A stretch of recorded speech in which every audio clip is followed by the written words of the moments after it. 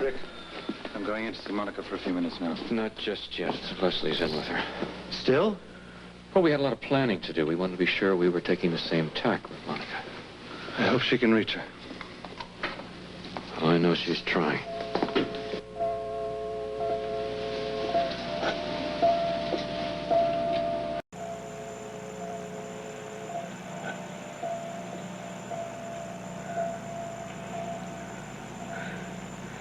I'm glad you're here. Well, I heard you were asking for me. I want to thank you. Thank you for saving my baby's life. And my life. It must have been a nightmare for you, Gail. No, it was a lot worse for you. I don't really remember very much. Monica, there's something I have to talk to you about. It's very serious, and it's very personal. And I want you to listen to me carefully. And as much as you can, keep your emotions under control, because it's just a reality of life, and we both have to learn to deal with it calmly and unemotionally. What is it?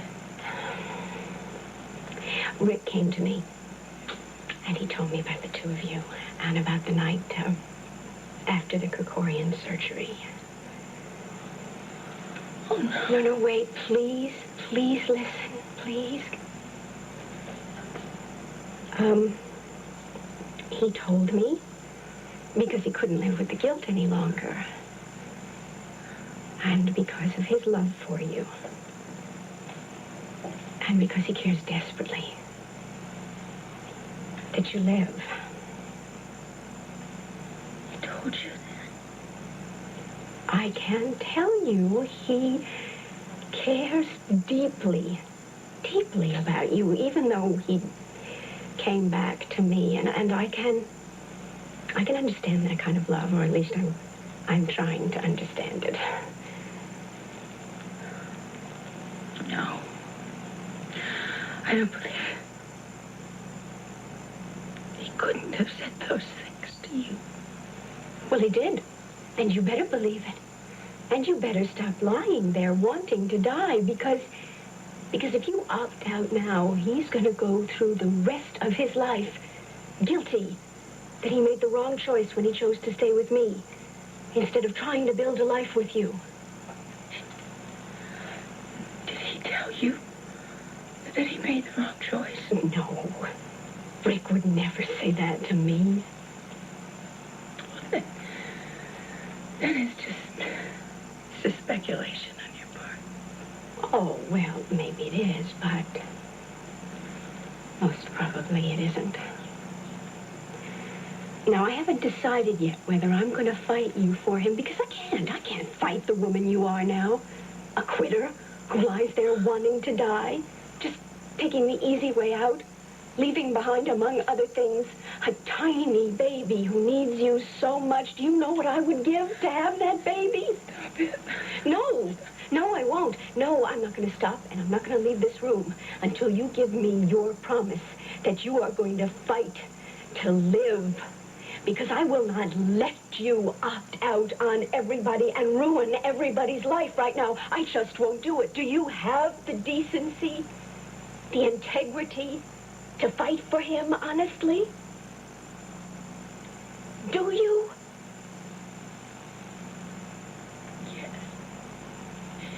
Yes. If he loves me, then it's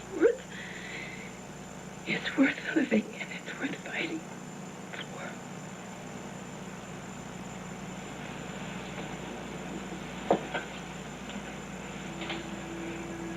We'll have that fight then, Monica.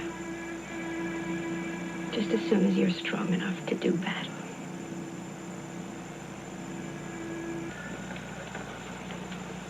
Well, how did it go? I tried to convince her that you came to me and told me about the two of you because you loved her very deeply, and I didn't mention the baby. What can I say to you, Leslie? Go in and do your half of the job, that's all. You're a wonder to me, Leslie. Oh, there is more. I I challenged her to get better so that I could fight her for your love. Leslie, She took the challenge. Of course, it wasn't the truth. I have no intention of fighting anyone anymore. I figure I've already lost you, and Leslie, I don't even seem to care. Leslie, please, that's not... Just go in. Go to Monica. But can't we at least talk this out? No, we haven't. It's too late to do any more talking. She is going to live or die because of what we are able to convince her is true. Now you go in there and make sure it works.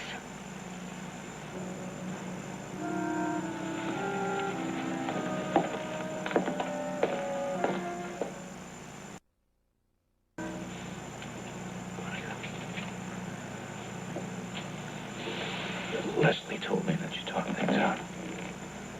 Yeah. I need to hear it from you. Did you tell her that you love me? Yes, I did. I love you, Monica. I always have. You love me? Yes, you remember the night we spent together? I told you. I was afraid it was all over. How could it ever be over with what we felt for each other? How could it? Now, are you gonna cop out on us, or are you gonna hang in there and get through this thing? I will hang in. If I think that there could be a future with us. You must be tired. I feel wonderful.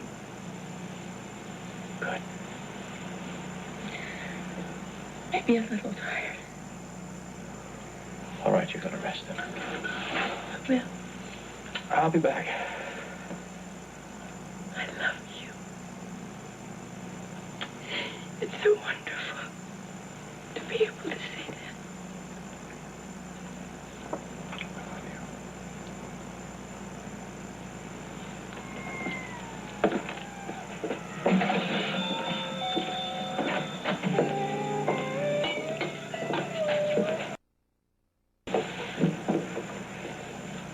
I think we pulled it off. Did you tell her that you loved her? Yes, I did. Actually, Monica and I go back a long time, many, many years. But you are the woman I picked to spend the rest of my life with through the good and the bad times. You remember that when you make any kind of decision. I'm trying. Don't move out. Stay with me. Promise me that. I can't promise anything right now. Stay for Laura and Scotty's sake. They need us now desperately. I don't think now is the time for either one of us to think about ourselves. Stay through the holidays at least.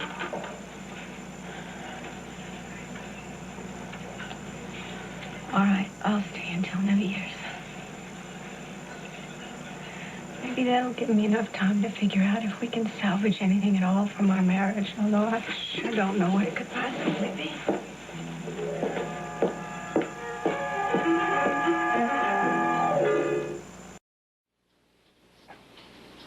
What do you think he looks like? Wow, Leslie, at this age of... You look very well. You made a terrific recovery. Thank you, Leslie. I owe a great deal of it to you. Glad I could help. See y'all later. Right.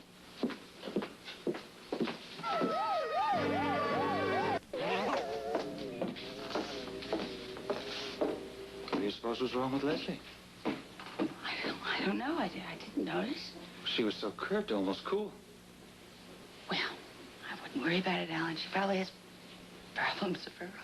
Well, we must try and find a bit more sympathy for her, Monica, after all that she's done for us. I don't think there's much we can do. Maybe she got a little upset seeing our baby. Why should seeing our baby affect her that way?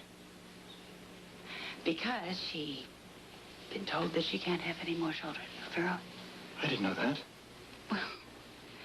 Well, it isn't really something that you want to talk about. How does Rick feel about that? I don't know. I mean, I know he's looked forward to having children. I think it's just as important to him as it was to you to have a son. Now I would like to see mine.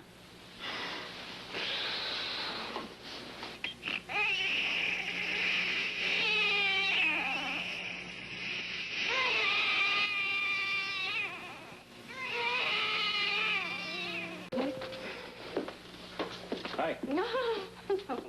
Can you spare me a moment? Oh, of course. Is anything wrong? Is Monica all right? No, she's fine. She's a little tired after the excitement of seeing the baby for the first time, so she's back in the room resting. It's you I'm concerned about. Me? What do you mean? You look very unhappy. Oh, Alan, you're imagining things. I'm not imagining anything. It's in your eyes. You look very sad when you were looking at our baby in the window. I'm just jealous because I don't have a baby of my own to go home to. Mm-hmm. Is that the only reason? Well, to be perfectly honest, I'm a little down because of Laura, too.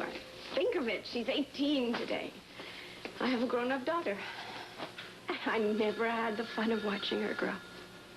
That is sad. But think of it this way. Laura's going to have children, and you and Rick will have the joy of watching them grow up. Oh, that would be nice, wouldn't it? Well, thank you for being concerned. Oh, why are you crying? Oh, you know me. I'm a very teary lady, especially at Christmas time. Every year when Steve tells that story, I cry in exactly the same place. No, it's more than just that, isn't it? I mean, maybe it's what happened this past week. Yeah, well, I guess things did start to crowd in a little bit, maybe. Uh-huh. Delivering Monica's baby, fighting to keep them both alive. I think maybe they did crowd on you just a little tiny bit. Laura Weber Baldwin, you have never talked to me like that before. Do you mind? No, not a bit. You realize your only concern is for someone other than yourself. Maybe I'm growing up a little bit, huh? Oh, I think you are. Happy birthday, darling. Mother, it feels so good to care about somebody else instead of myself all the time. And I'll tell you something else, too. I'm going to make it up to you for whatever it is you feel that you're missing. I'm going to have children one day. They're going to be grandchildren. You can spoil them. Oh, and I will. I will spoil them, and I will love them, and they'll be everything I ever wanted.